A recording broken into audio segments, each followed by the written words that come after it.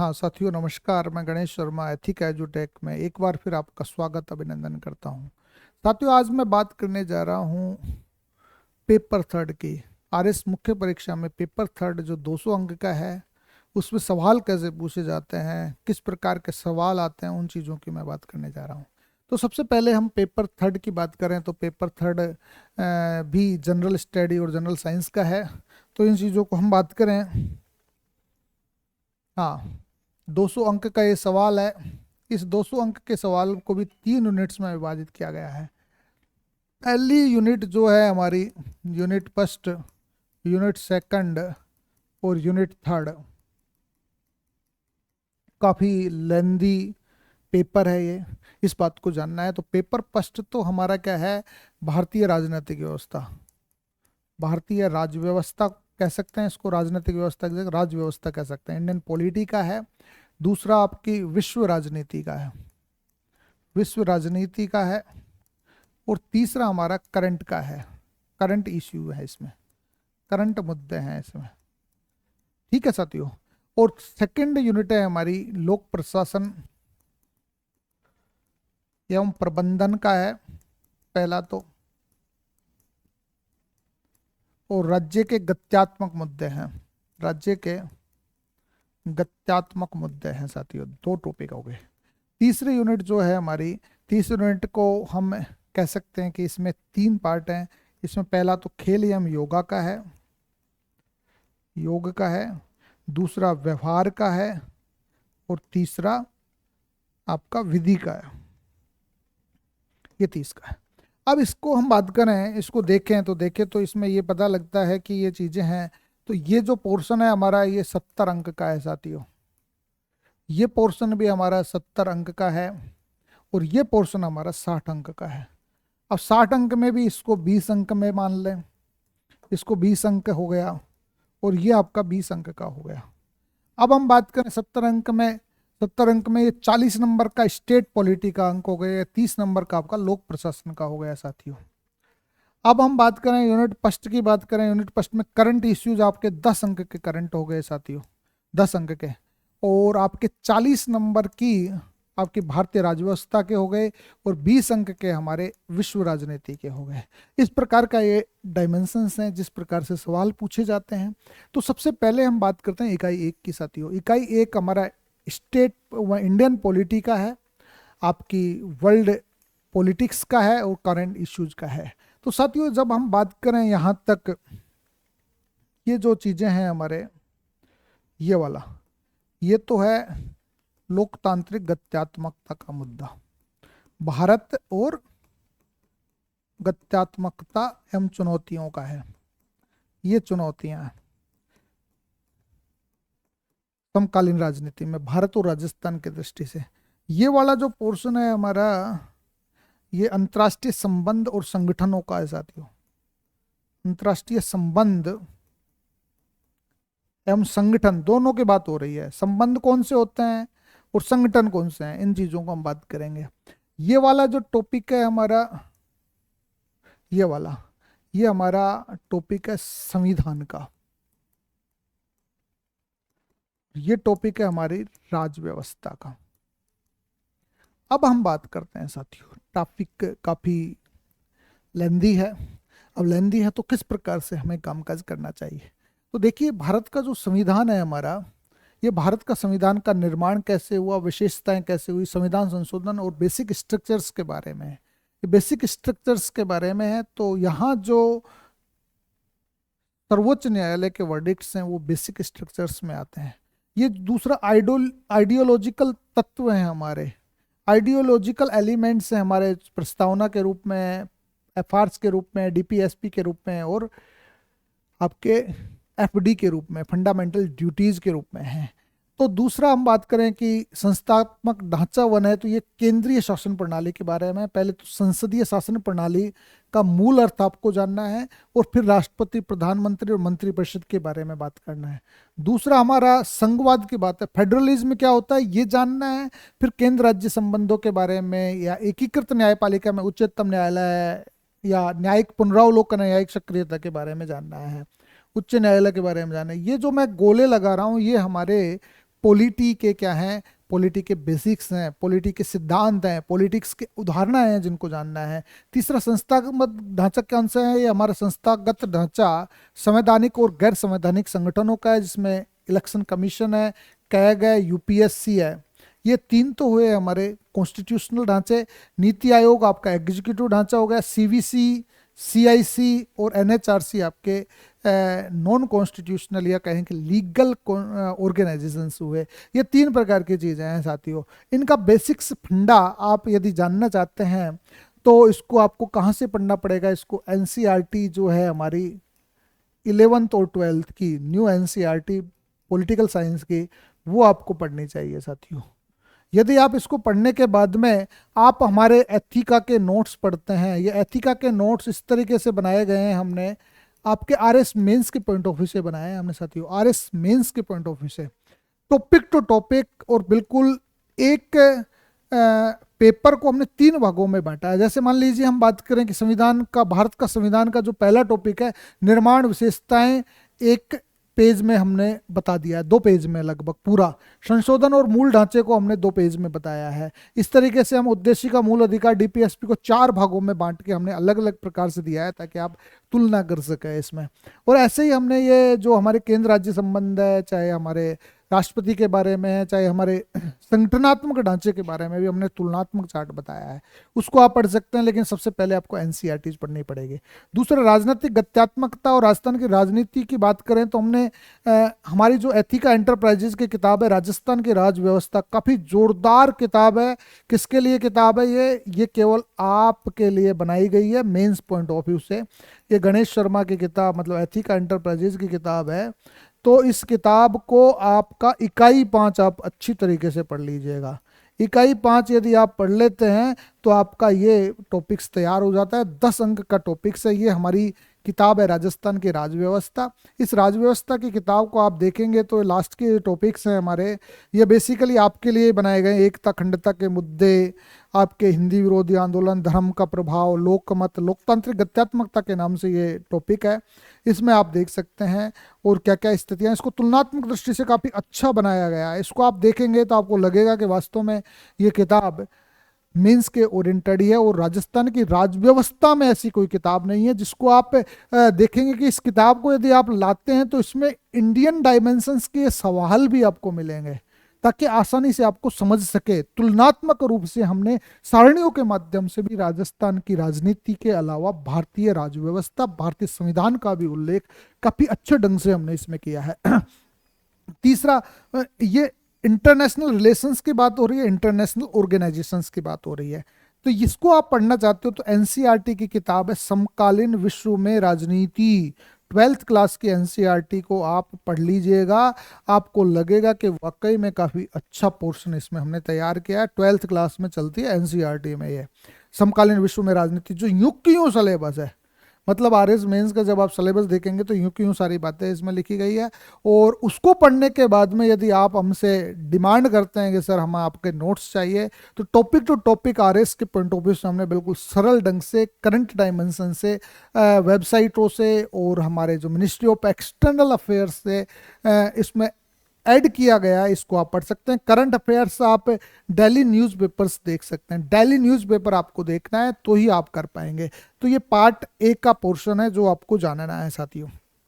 दूसरा, ये part A में भी आपको लगता तो इजी है लेकिन नंबर नहीं आते। इसमें 70 में से आप 30 से 40 अंक ला सकते हैं। मैं 30 इसलिए बता रहा हूँ, जैसे हिस्ट्री में मैंने 30 बताए, ऐसे ही इस टॉपिक में भी मैं 30 से 40 ही बोलूंगा, क्योंकि बच्चा से जो पूछा जाता है वो जवाब नहीं दिया जाता। इस बात को समझिएगा। और दूसरा, लोक प्रशासन एवं प्रबंधन के अवधारणा। देखो यहाँ आ गया, प्रबंधन आ गया साथियों। अब ये प्रबंधन जो आया है हमारा, ये किस प्रकार से काम करेगा, ये भी 70 अंक का पोर्शन है साथियों। अब 70 में इसमें मुद्दे, इश्यूज और गत्यात्मकता स्टेट वाले हैं। जब हम यहाँ देखते हैं तो यहाँ पर आपका ये लोक प्रशासन की बातें आ जाती है साथियों, लोक प्रशासन एवं प्रबंधन के। और लोक प्रशासन एवं प्रबंधन को यदि आप पढ़ना चाहते हो टॉपिक टू टॉपिक, ये कहाँ से पढ़ोगे आप, 11th एंड 12th की लोक प्रशासन आपको पढ़ना पड़ेगा। 11th और 12th की लोक प्रशासन आरबीएससी की आपको पढ़नी पड़ेगी। अब दूसरा हम बात करें इसमें राजस्थान की राज्य व्यवस्था के ढांचे की बात करें तो ये भी आपको आरबीएसई की 12th की लोक प्रशासन की किताब आपको पढ़ना पड़ेगा। अब आप ये चाहते हैं कि साहब मैं केवल टॉपिक टू टॉपिक पढ़ें, तो ये हमारी राजस्थान की राज व्यवस्था एथिका एंटरप्राइजेज की आप पढ़ सकते हैं, जो केवल आपके लिए ही बनाई गई है। एक बार इसको आप जरूर बाजार में जाकर देखिएगा, आपको पता लग जाएगा कि किस प्रकार से हमने तुलनात्मक आलोचनात्मक दृष्टि से इस किताब में अपनी बातें रखी है। और साथ में आप इनको पब्लिक एड के भी वो पढ़ना चाहते हो तो हमारे एथिका के नोट्स आप यदि हमसे डिमांड करेंगे तो हम देंगे, लेकिन हमारी एक शर्त है कि आपको आरबीएसई की लोक प्रशासन की किताब पहले पढ़नी होगी ताकि आपका बेसिक कॉन्सेप्ट डेवलप हो सके। तीसरा, इसमें भी आप 40+ अंक ला सकते हैं। वहाँ 30 का बोला है, मैंने यहाँ 40 बोला है क्योंकि ये काफ़ी स्कोरिंग सब्जेक्ट्स है जिसको हमें जानने की ज़रूरत है। तीसरा, हम खेल एवं योग व्यवहार विधि 3rd यूनिट है, ये 60 अंक की है। हर एक पोर्शन हमारा क्या है, हर एक पोर्शन किससे जुड़ा हुआ है, हर एक पोर्शन जुड़ा हुआ है 20-20 अंक का। इसमें पार्ट एक खेल और योग का है साथियों। अब आप कहेंगे कि सब खेल और योग के लिए हमें कहाँ से पढ़ना है, योग का केवल ये टॉपिक है, बाकी सब खेल से जुड़े हुए हैं। जो इसके सिलेबस का जो हम बात करें तो खेल से जुड़े हुए जो हमारी राजस्थान की वेबसाइट है, राजस्थान की वेबसाइट आप Rajasthan state sports council, Rajasthan राज्य क्रीड़ा परिषद की वेबसाइट्स को आप देख सकते हैं और इस वेबसाइट्स में जुड़े हुए इन बातों को बता सकते हैं। क्योंकि और दूसरा, खेल एवं युवा मंत्रालय की वेबसाइट है, खेल एवं युवा मंत्रालय की वेबसाइट, खेल एवं युवा मंत्रालय की वेबसाइट को भी आप फॉलो कर सकते हैं। तो उस खेल एवं युवा मंत्रालय की वेबसाइट्स पे खेल नीति भारत की मिल जाएगी और राजस्थान की खेल नीति आरएसएससी की साइट्स पे आपको मिल जाएगी। दूसरा आपका साही है, स्टेट अथॉरिटी ऑफ इंडिया, वो मतलब स्पोर्ट्स अथॉरिटी ऑफ इंडिया, और दूसरा आपका आरएसएससी, इसकी वेबसाइट्स में गठन, कार्य और भूमिका आप देख सकते हैं। तीसरा हम बात करें इसमें विख्यात खेल व्यक्तित्वों को आपको जानना है, तो खेल व्यक्तित्व जानने हैं तो आपको ओलंपिक, पैरालंपिक, भारत की बात हो रही है, और साथ में राजस्थान के खेल व्यक्तित्व को भी आप जान सकते हैं। और साथ में जो पुरस्कार है हमारे, चाहे आरएसएससी के द्वारा दिया जाए, चाहे साई के द्वारा दिया जाए, खेल मंत्रालय के द्वारा दिए जाए, वो खेल पुरस्कारों को भी आप जान सकते हैं। खिलाड़ियों को ओलंपिक, एशियन गेम्स में क्या स्थिति रही, प्राथमिक उपचार और पुनर्वास की स्थिति आप खेल और युवा मंत्रालय की वेबसाइट्स पे जाएंगे तो वहां आपको मिल जाएगी। योग के लिए एक एनआईओएस की किताब है, योग पद्धति के बारे में सभी प्रकार के योग दे रखे हैं। आरबीएसई की भी एक किताब है एनआईओएस की, वहां भी आप देख सकते हैं, ये किताबों को देख सकते हैं। और यदि आप चाहते हैं कि इसके बाद में हम क्या पढ़ें, इसके बाद में हमारे एथिका के एंटरप्राइजेज के नोट्स हैं, इनको आप देख सकते हैं एक बार, क्योंकि टॉपिक टू टॉपिक सभी चीज़ों का हमने इसमें उल्लेख किया है। 20 अंक का पोर्शन काफ़ी मददगार साबित हो सकता है, इसको आपको देखना चाहिए। तीसरा हम बात करें, पार्ट बी वाला पोर्शन है, वो बिहेवियर का है। अब मैं बात करूं कि साहब बिहेवियर किसका, बिहेवियर क्या प्रशासनिक बिहेवियर की बात हो रही है, क्या ये व्यक्तिक बिहेवियर की बात हो रही है, क्या यह है शैक्षणिक बिहेवियर की बात हो रही है? क्योंकि मनोविज्ञान क्या है आज का, ये बेसिकली मनोविज्ञान का टॉपिक है साथियों, मनोविज्ञान, साइकोलॉजी। अब साइकोलॉजी किसकी है, इसको साइकोलॉजी किसकी पढ़नी है हमें, क्योंकि आप सब लोग जानते हो कि आधुनिक मनोविज्ञान व्यवहार का विज्ञान है साथियों।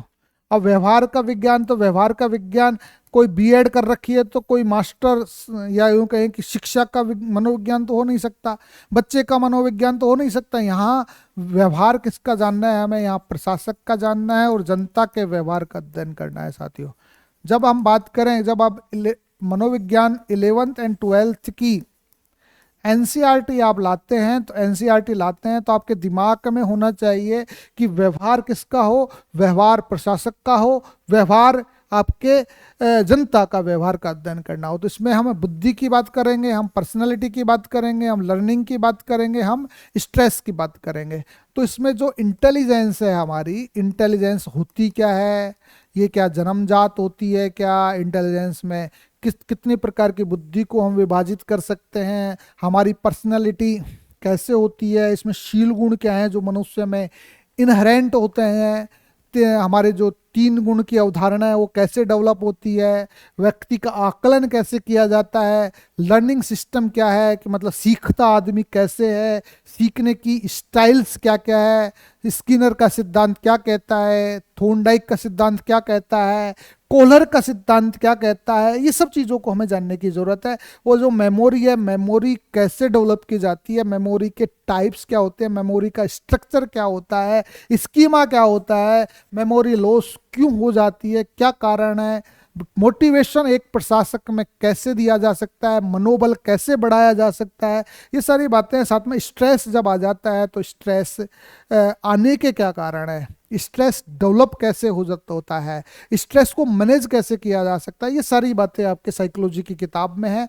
और यदि आप चाहते हैं तो हमें बिल्कुल टॉपिक टू टॉपिक एथिक का नोट्स आप कर सकते हैं, ये आपको जरूर देख लेने चाहिए एक बार। तीसरा हमारा लो है साथियों, लो। अब आप कहेंगे साहब लो क्यों पढ़ाया जा रहा है? लो इसलिए पढ़ाया जा रहा है कि आप शासन में जा रहे हैं, आप प्रशासन में जा रहे हैं, आप नीतियों को, योजनाओं को, कार्यक्रमों को, कानूनों को क्रियान्वित करेंगे। क्या कानून की पकड़ आपको है कि नहीं है? इसके लिए आपको एलएलबी करने की जरूरत नहीं है, आपको कानून की पकड़ होनी चाहिए। तो सबसे पहले हम कॉन्सेप्ट ऑफ लॉ जानते हैं साथियों, कॉन्सेप्ट ऑफ लॉ।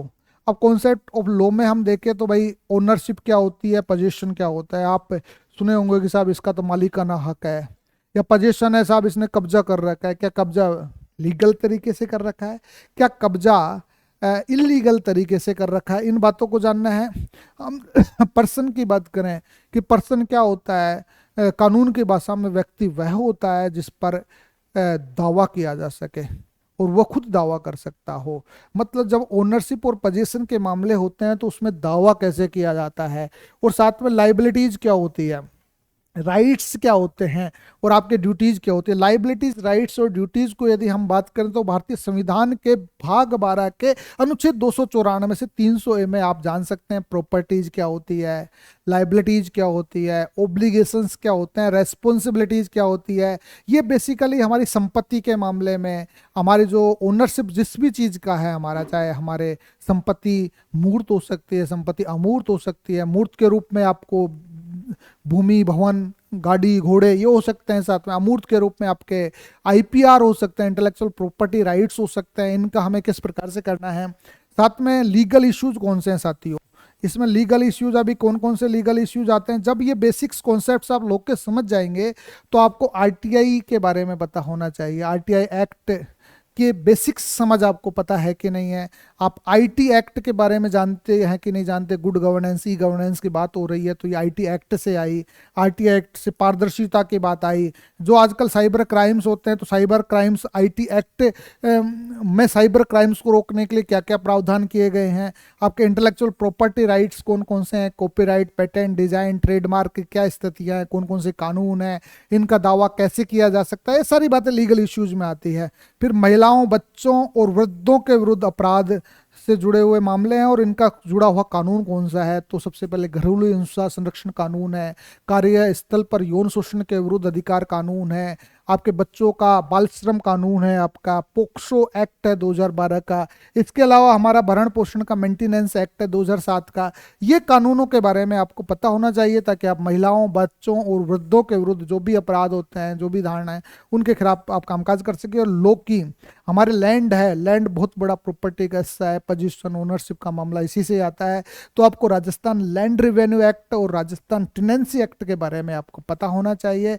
यदि ये बातें आप करते हैं तो आपको बेसिक्स कॉन्सेप्ट्स को जानने के लिए लोक का संबंध में हमें आर्टिकल 294 से 300 जानने की जरूरत है।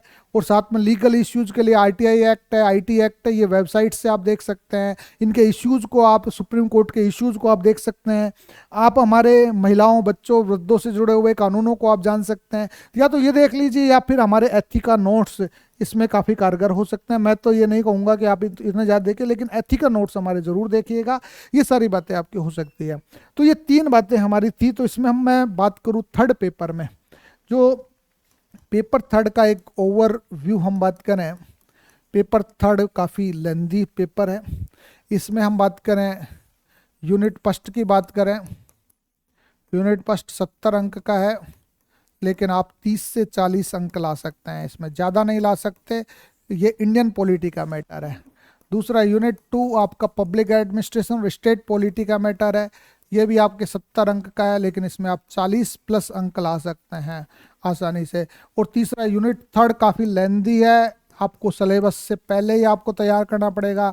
इसमें आने को तो 40 प्लस अंक आ सकते हैं, लेकिन 20 प्लस भी अंक रह हो सकते हैं, तो यहाँ आकर बच्चा धाराशायी होता है। तो कुल मिलाकर यहाँ आप 100 प्लस अंक इस चौथे पेपर में आसानी से ला सकते हैं, सही ढंग से अच्छी रणनीति के साथ आप तैयारी करते हैं तो ये बातें आपको है, कौन सी किताबें किस प्रकार से पढ़नी है, कैसे पढ़ना है, आपको तैयारी को एक नई दिशा कैसे देनी है, तो ये मैंने आपको पेपर 3 में बताया। तो कैसा लगा आपको जरूर बताइएगा और देखते रहिएगा एथिक एजुटेक।